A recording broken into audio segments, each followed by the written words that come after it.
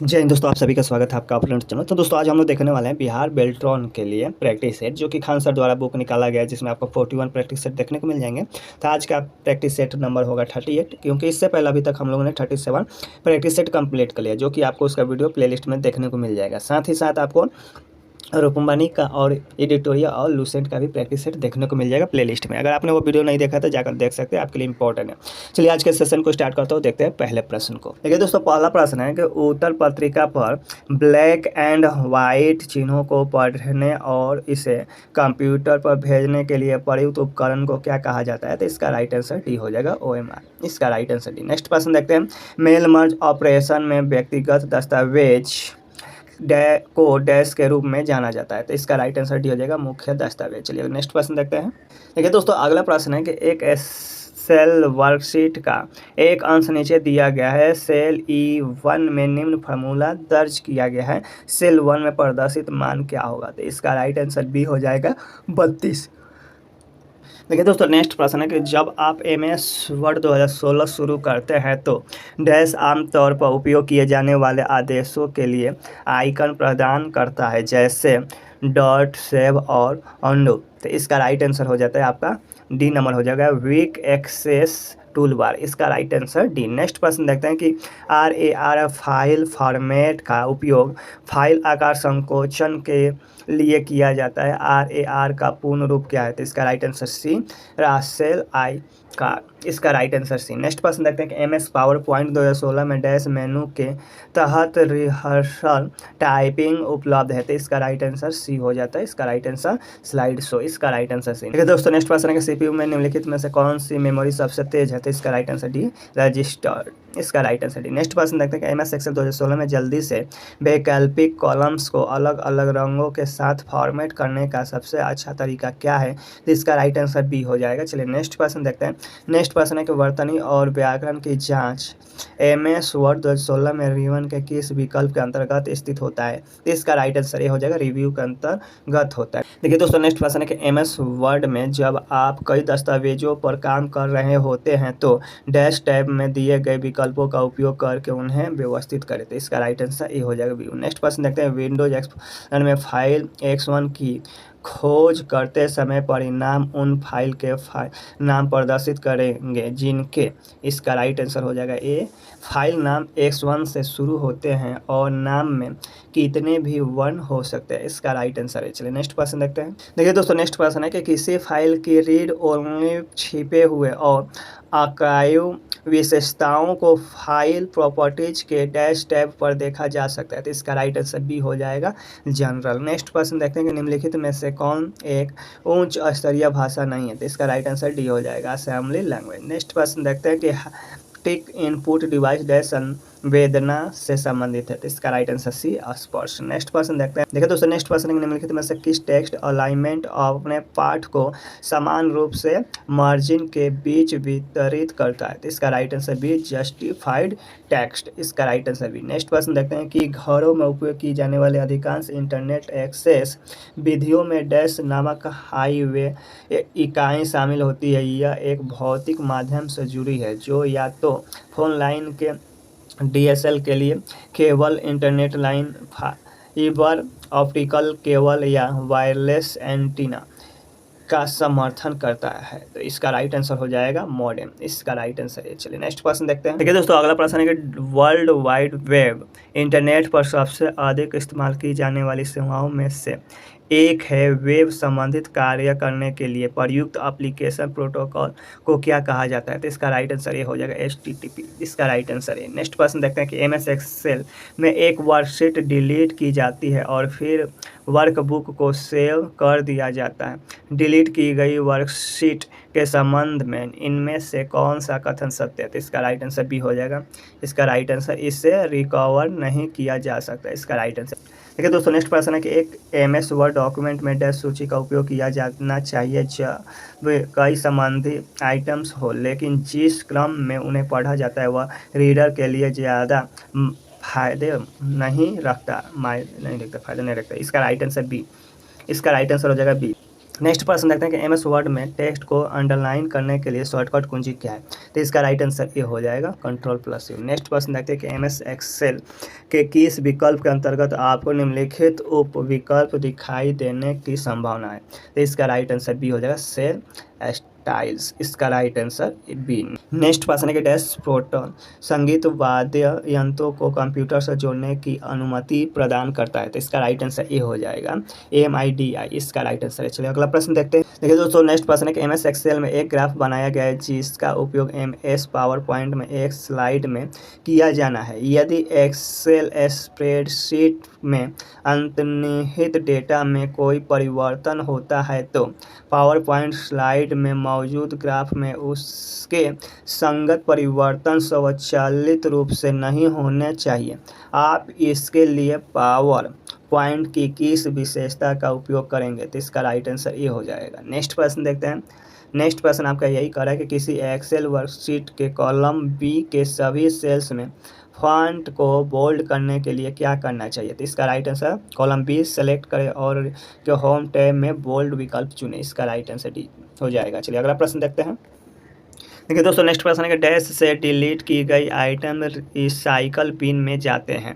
तो इसका right answer हो जाएगा बी केवल हार्ड डिस्क। नेक्स्ट प्रश्न देखते हैं कि निम्न विकल्पों में से कौन सा MS एक्सेल 2016 के फॉर्मेटिंग टूल बार में मौजूद नहीं है। तो इसका राइट आंसर सी हो जाएगा टेक्स्ट बॉक्स। नेक्स्ट प्रश्न देखते हैं कि विंडोज XP में यदि कुछ गड़बड़ी होती है तो अपने कंप्यूटर को पिछली स्थितियों में वापस लाने के लिए डैश विकल्प का उपयोग करेंगे। तो इसका राइट आंसर डी हो जाएगा सिस्टम रीस्टोर। इसका राइट आंसर डी। नेक्स्ट प्रश्न देखते हैं कि MS एक्सेल में एक बड़ी वर्कशीट में आप पहले कलम और शीर्ष पंक्ति को हमेशा दृश्य रखना चाहते हैं। तो फ्रेश पेन्स कमांड का उपयोग करने से पहले किस सेल को सिलेक्ट किया जाना चाहिए। तो इसका राइट आंसर बी हो जाएगा B2। नेक्स्ट प्रश्न देखते हैं कि पावर पॉइंट का उपयोग करते हुए एक प्रेजेंटेशन देते हुए स्पीकर का पहली स्लाइड पर वापस जाना चाहता है, उसे कीबोर्ड पर कौन सी कुंजी दबानी चाहिए। तो इसका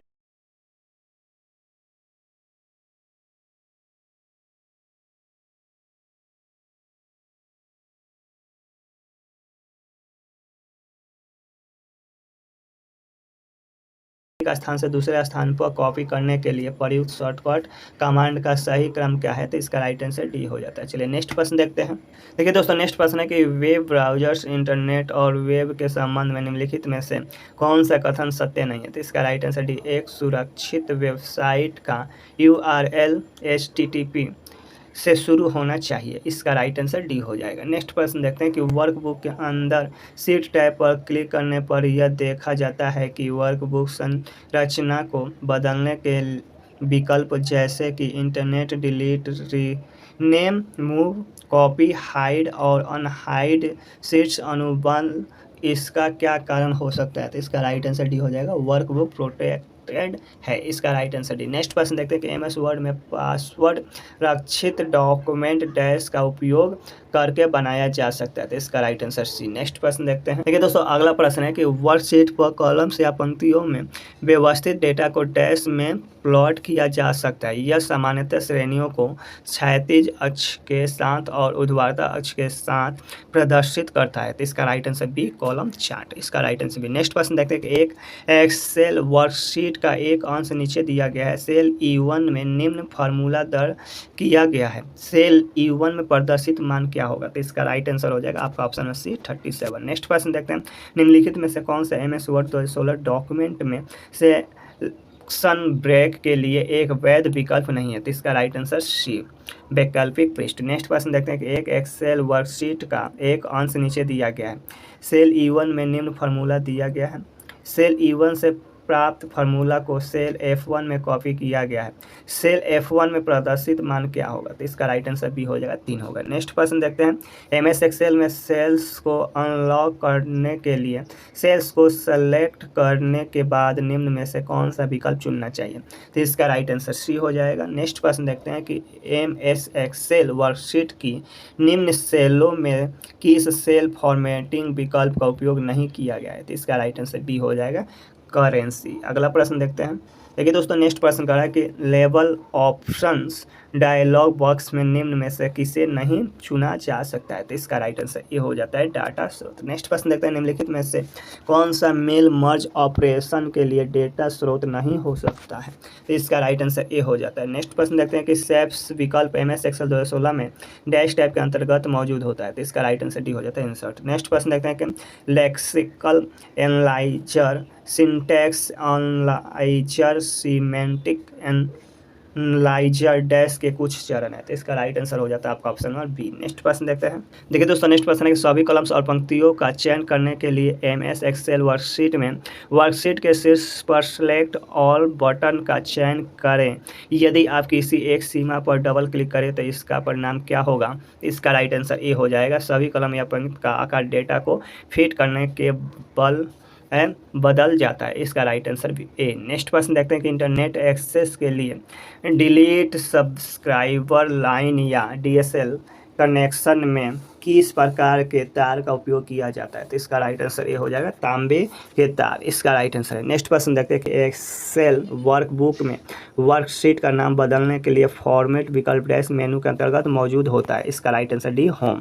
अगला प्रश्न है कि इंटरनेट एड्रेसेस के रूप में होते हैं जहां NN को डैश के बीच का नंबर होना चाहिए, तो इसका राइट आंसर ये हो जाएगा 0.225। नेक्स्ट प्रश्न देखते हैं। नेक्स्ट प्रश्न है कि फंक्शन ट्रू तार्किक मान ट्रू देता है। जब आप किसी शर्त के आधार पर ट्रू प्राप्त करना चाहते हैं तो आप इस फंक्शन का उपयोग कर सकते हैं। यह फंक्शन MS एक्सेल में निम्नलिखित में से किस श्रेणी में मौजूद होता है, तो इसका राइट आंसर ये हो जाता है आपका लॉजिकल फंक्शन। नेक्स्ट प्रश्न देखते हैं कि कंप्यूटर में 2s पूरक में दर्शाई गई संख्याओं की रेंज डैश के बीच होती है, तो इसका राइट आंसर सी हो जाएगा। नेक्स्ट प्रश्न देखते हैं। देखिए दोस्तों अगला प्रश्न है कि आप पावर पॉइंट प्रेजेंटेशन में सभी स्लाइड्स में ऊपरी बाएं किनारे पर कंपनी का लोगो लगाना चाहते हैं। आप विकल्पों में से किस क्रम का उपयोग ऐसा करेंगे, तो इसका राइट आंसर क्या हो जाएगा आपका ऑप्शन नंबर, इसका राइट आंसर हो जाएगा आपका ऑप्शन नंबर डी। ठीक है, चलिए अगला प्रश्न देखते हैं कि MS एक्सेल वर्कशीट में एक पंक्ति की ऊंचाई बदलने के लिए डैश मेनू के अंतर्गत फॉर्मेट कमांड का उपयोग करें, तो इसका राइट आंसर भी होम। नेक्स्ट प्रश्न देखते हैं कि यदि आप अलग अलग ऑपरेटिंग सिस्टम में विभिन्न प्रोसेस के बीच टेक्स्ट फाइल का आदान प्रदान करना चाहते हैं तो वर्ड डॉक्यूमेंट को सहेजते समय आप डैश फाइल फॉर्मेट का उपयोग करते हैं, इसका राइट आंसर सी।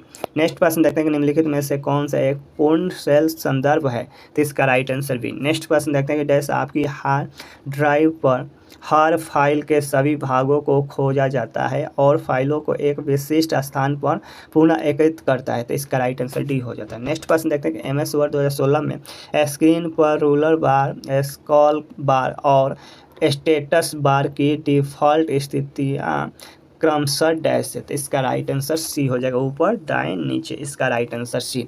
नेक्स्ट प्रश्न है कि निम्नलिखित में से कौन सा एक सिस्टम सॉफ्टवेयर नहीं है, तो इसका राइट आंसर डी। अगला प्रश्न है कि मेल मर्ज करते समय एक बार डेटा स्रोत के MS वर्ड डॉक्यूमेंट से जुड़ने के बाद मर्ज फील्ड्स जोड़ना।